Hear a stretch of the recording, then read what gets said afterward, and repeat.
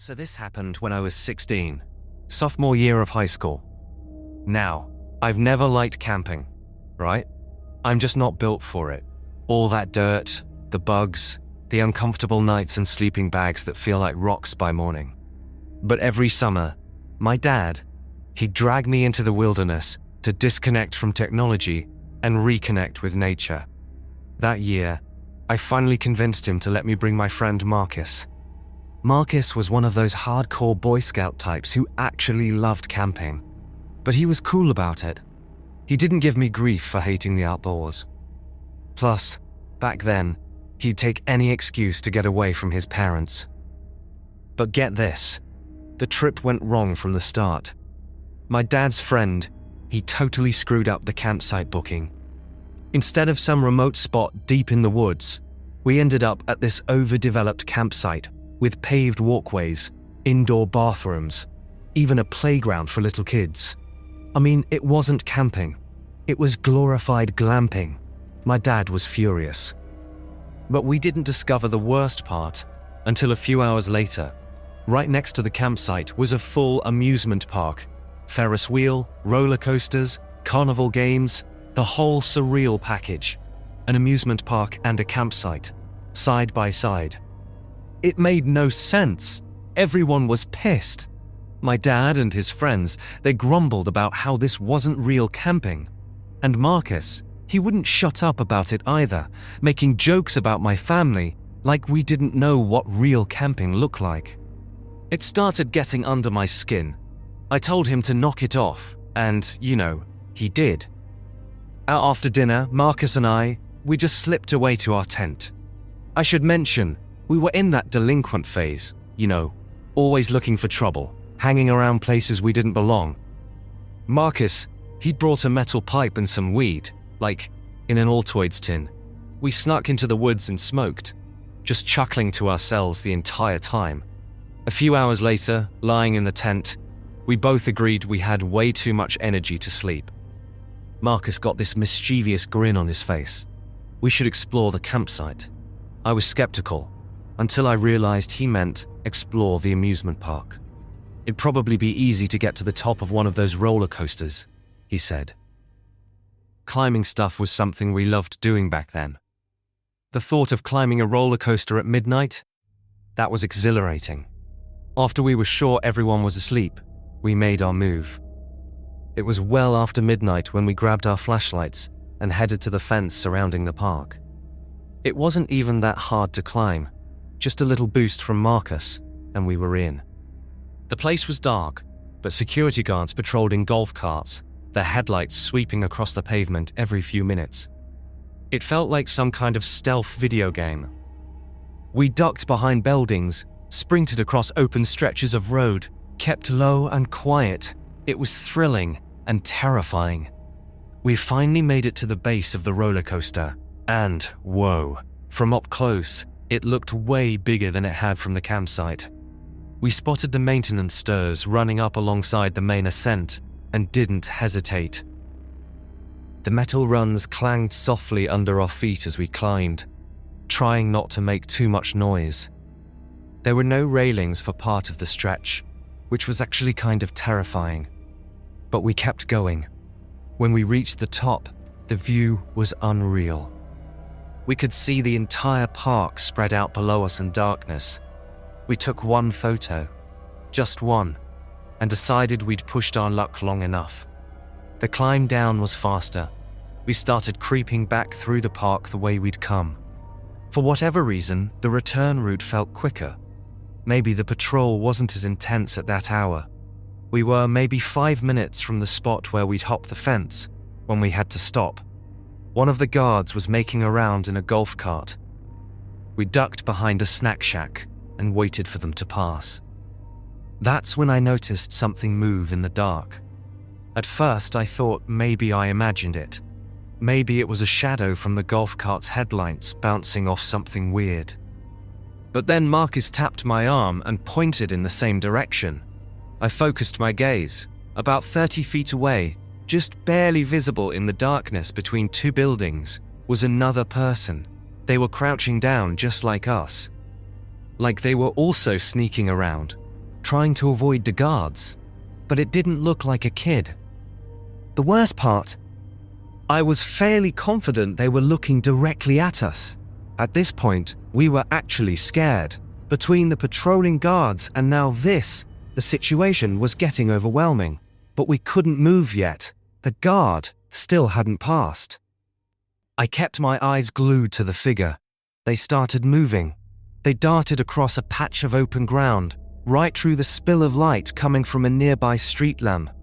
For a split second, I saw him clearly. It was a man, wearing tattered clothing. He had this awkward stride, like he was injured or disfigured, dragging one leg behind him. But none of that was as unsettling as the dark liquid smeared across his face. It looked like blood. Marcus saw it too. The two of us exchanged a terrified look. The man ducked out of sight. The guard finally passed us. We kept moving. We didn't say a word as we made our way back to the fence. I kept checking over my shoulder every few seconds, convinced we were being followed. But no one was there. We made it back to the fence, scaled it the same way we came in, and dropped down on the other side. This time, we didn't laugh about it. All I wanted was to be back in the safety of our tent.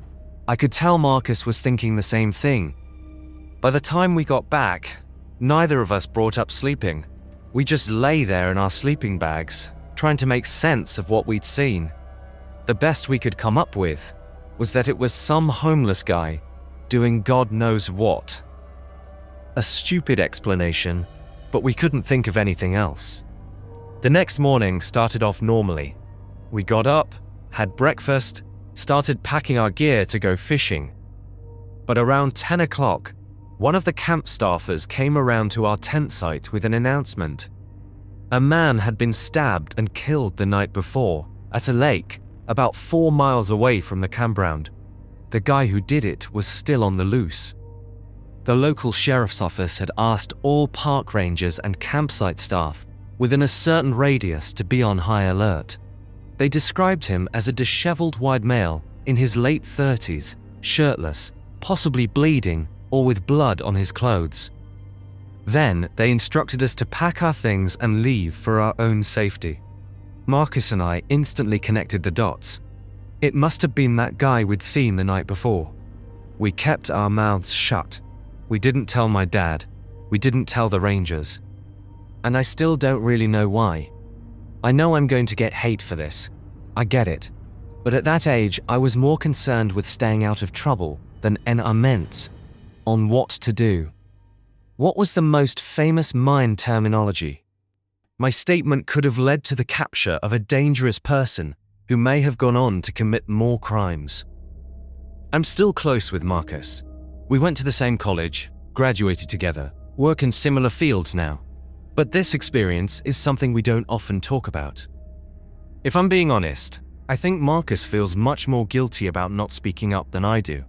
Mistakes and regret aside though, I think it's crazy that my friend and I were mere feet away from a murderer on the run. I don't like thinking about what could have happened if we'd crossed paths that night.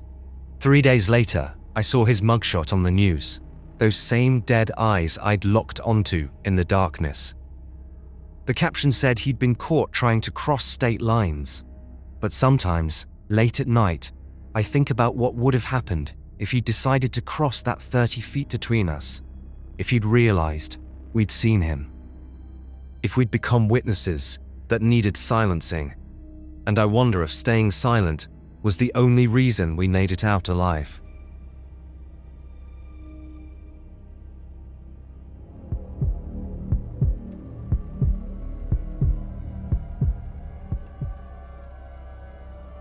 This happened back in October 2016, right when that weird clown hysteria was all over the news.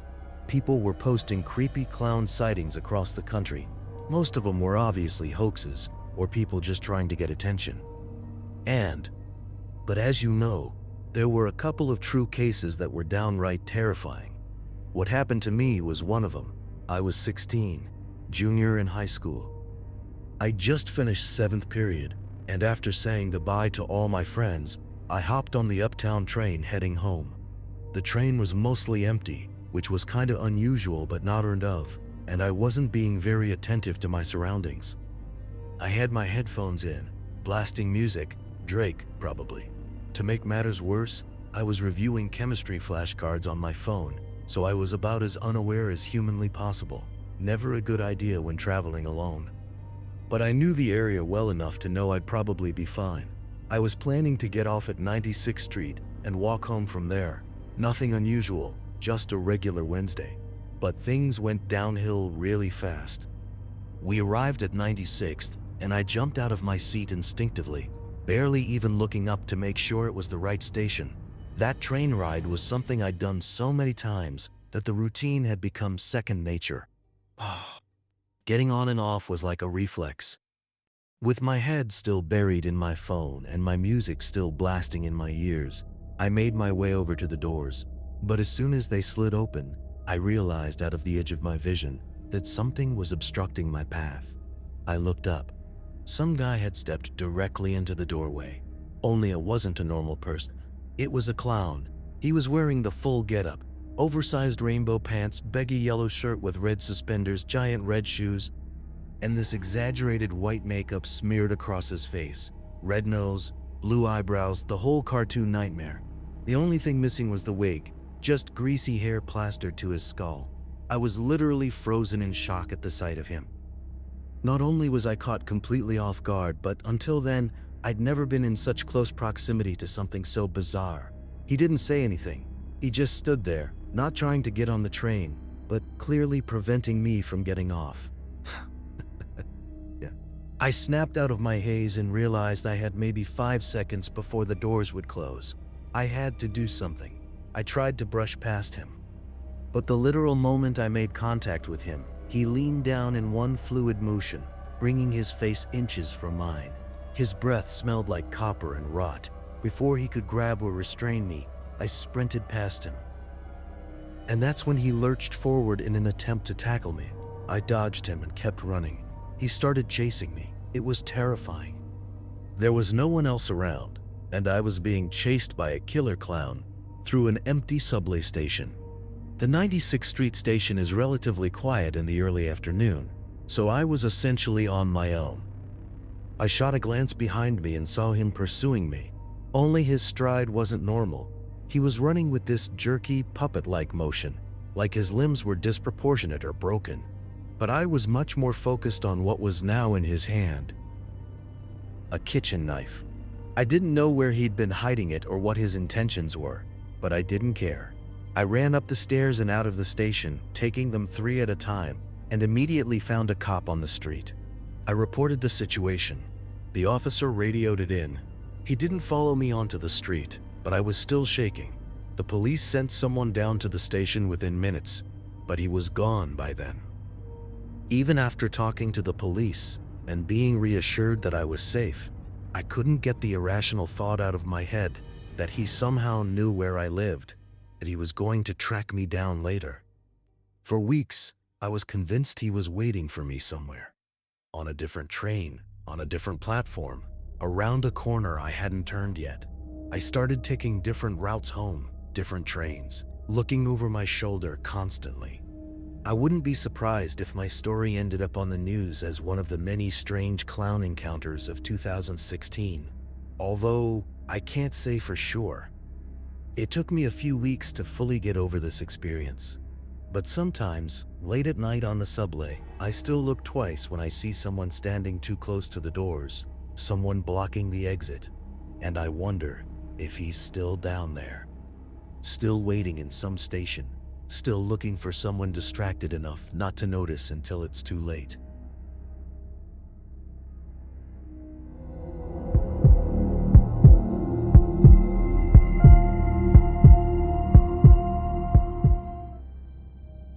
This isn't your typical scary story, but I promise it's worth a listen. I was 2 years out of undergrad when the whole thing started. While I was technically getting an online graduate certificate at the same school I'd gotten my bachelor's at, I still had a ton of free time on my hands. During that period of my life, I was jumping around from odd job to odd job, looking for any old gig to fill the hours and help me stack some cash. let's just say Indeed was my best friend at the time. I honestly found 90% of my leads from that one website alone. I was getting tired of door dashing around the same 6 neighborhoods for minimum wage, so I decided a change of pace was in order.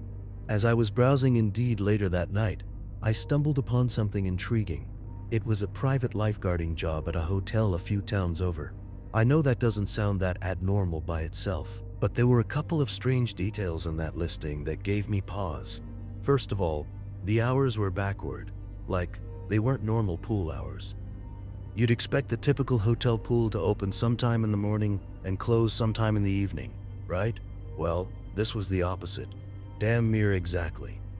They wanted someone to operate and supervise a swimming pool from 5 p.m. to 1 a.m. during the week. It was basically a night shift for a pool. That wasn't the strangest thing though. The requirements explicitly requested an individual who didn't speak Spanish. Let me repeat that. They specifically wanted someone who didn't speak Spanish. Here was the problem. I've been speaking Spanish since I was a little kid. I'm literally half Mexican. The town the hotel was based in was predominantly populated by Spanish-speaking Americans too, so that requirement didn't make much sense to me. In fact, nothing about the listing made sense to me. I remember being beyond perplexed when combing through it. There was one thing I was feeling pretty good about though: $30 an hour. Safe to say, I disregarded all the other nonsense and decided to focus my attention on the compensation. I decided I'd just pretend not to know Spanish. What were they gonna do? The gig must have been either brand new or in really low demand, because I heard back and was actually invited to interview within a few hours. Fast forward to the first day. I pulled up to the hotel and everything looked exactly how you'd expect. This friendly-looking guy came out to greet me, and the two of us exchanged information and had a laugh. He was actually really friendly and pretty funny too. His amiable demeanor put me at ease a little, but as we were walking into the complex, this other taller guy turned a corner and started staring me down. I could tell right away that I was being profiled, and I started wondering whether having the first person greet me so nicely was a ploy to get me to lower my guard. The second guy walked right up to me and started communicating with me in Spanish. He didn't smile, didn't say hello, didn't shake my hand, nothing. I instantly knew what he was doing. He was trying to gauge whether or not I knew Spanish. I gave him a blank stare even though I understood every word. He wasn't saying anything crazy, by the way. He was just rambling about the weather or something. It wasn't important enough to remember. The chicken. After a few seconds, I turned to the first guy, who turned to the taller guy, and then the two of them burst out laughing like they'd both been in on some practical joke. One lift? The taller guy flashed a smile, outstretched his hand, and said he was just messing with me. I went along with it, but I was a little weirded out. He introduced himself as Rafael. The bigger guy was Diego. The three of us walked through the complex to get to the pool, and Rafael, who I assumed was the one in charge, started talking me through the job. According to him, they needed someone to work later hours because they wanted to increase revenue. Wait, I said. They were going to start charging non-guests just to use the pool. I didn't even know if that was legal, but I wasn't about to start complaining. I was told they wanted someone who didn't speak Spanish because it would prevent rowdy outsiders from trying to harass me, which I didn't fully understand, but I went along with it anyway. My responsibilities were as follows: lifeguard, obviously. Collect money from non-guests trying to enter the pool, and call Rafael if there was any sort of problem. And there was one more thing. Rafael told me that if anyone showed me a blue wristband, I was to let them into what he called the pool house, a huge building behind the lifeguard stand. I didn't ask questions. The first week was really chill. The first few weeks, actually. A lot more people used the pool than I was expecting, so I had my work cut out for me. I collected money from outsiders and kept an eye out. No one showed me a wristband. The first time someone did show me a wristband was about a month in. On some random day, this buff Hispanic guy in shades and a white button-down shirt walked up to me, clearly not knowing a lick of English. He showed me his wristband, and I unlocked the pool house. About an hour later, he He emerged and began walking toward the exit gate. The pool house door locked automatically, so I didn't have to interact with him or get down again, but I watched him leave. His backpack looked significantly fuller than it had when he arrived. Other than that, everything was normal. Over the next few weeks, more and more people started showing me wristbands. A lot of them started showing up together. More and more non-guests started using the pool too, because I began collecting a lot more money than I ever had. At one point, I realized I was actually collecting too much money. Like, people entering the pool would overpay me by a crazy amount on a consistent basis. I called Raphael about it, and he told me not to worry, said people made mistakes all the time. I could tell he didn't want to talk about it more than he had to, because he hung up the phone while I was mid-sentence. Amidst everything fishy that was going on, that short, harmless phone call confirmed to me that I was involved in something more than just lifeguarding a swimming pool. Only after hanging up did the true gravity of the situation hit me. My mind started smothering all the noise until there was a single thought I couldn't purge from my brain: money laundering. I didn't know what to do. On the one hand, my intuition was telling me I was involved in something illegal and should get out of there immediately, but on the other hand, I had no safe way of confirming that suspicion. And I didn't want to forfeit $30 an hour over nothing, so I kept my mouth shut and kept the job. After that moment, though, I started piecing everything together. The pool house, or the building I'd been told was a pool house, was clearly where the shady stuff went on. Illegal gambling, drug trafficking, something worse. Whatever it was happening right behind me every single day, obstructed from view by only a single locked door. Patrons of the pool started getting more friendly with me, especially the wristband wearers. Strangers began learning my name. I went from solely collecting money to collecting tips, high fives, and greetings too. As people got more comfortable with me, they started talking in front of me. I'd catch pieces of their conversations in Spanish. And let's just say all my suspicions were confirmed. Admittedly, the added benefits made overlooking everything else much easier. Plus, my hands were clean. I was being employed to perform a job, which was exactly what I was doing. Speaking of the job, I actually had to rescue a drowning child a few days later. It wasn't anything overly heroic, just a kid who strayed too far into the deep end and clearly couldn't swim. But when I returned to the surface of the pool, everyone gave me a standing ovation. It was a really unique feeling. After that, Raphael actually came down from wherever in the hotel he'd been and thanked me personally for doing such a good job lifeguarding. He said he owed me his life, which I didn't understand until I realized the kid I'd saved was actually his son. The next day, Raphael, Diego, and a bunch of other dudes, some of whom I recognized as wristband wearers, were all waiting at the gate to greet me with a glass of wine. That obviously felt great, but the good feeling didn't last. After everyone toasted me, one of the men made a toast in Spanish. I don't remember what was said verbatim, but it was not a pleasant speech. He was basically toasting all the money they were making and all the lives they were destroying. Quote, Todd Red. Whatever that meant. Everyone laughed and drank, but that was the moment that made me realize I'd gotten addicted to something seriously insidious. No amount of money and tips should have justified me staying at that hotel that long. Quote, Paul Red. And yet, regrettably, I had. The next day, my mom called me while I was at the pool. I'm not going to get into it, but my mom, rest her soul, never called me unless it was something really important, so I had to answer. I got down from my stand and went over to what I thought was a private little alcove so I could have some privacy. My mom only ever spoke Spanish, so naturally, I had to talk to her in Spanish. I don't remember what she called me about, but what I do remember is that after hanging up and turning to head back to the pool, Diego was standing directly in my path, staring at me. He did not look like that same friendly guy I'd met on my first day at the pool. After a really awkward pause, he asked how long I'd known Spanish. I played dumb, said I was just practicing it with a friend, wanted to learn, but I knew he saw right through me. He just kept staring at me, like he was contemplating something. My heart started racing. I felt like he was debating whether or not to harm me right there. Eventually, he just said, "Okay," and turned around. I immediately went right back to my post. I debated leaving, but I couldn't force myself out of the chair. They might take that as a sign of guilt. I could have been failing a test. They probably knew where I lived. Those were all thoughts racing through my mind as I prayed for my life, frozen to that chair. A few minutes before my shift ended, Raphael came up to me and told me to arrive an hour early the following day. He had a new opportunity to offer me.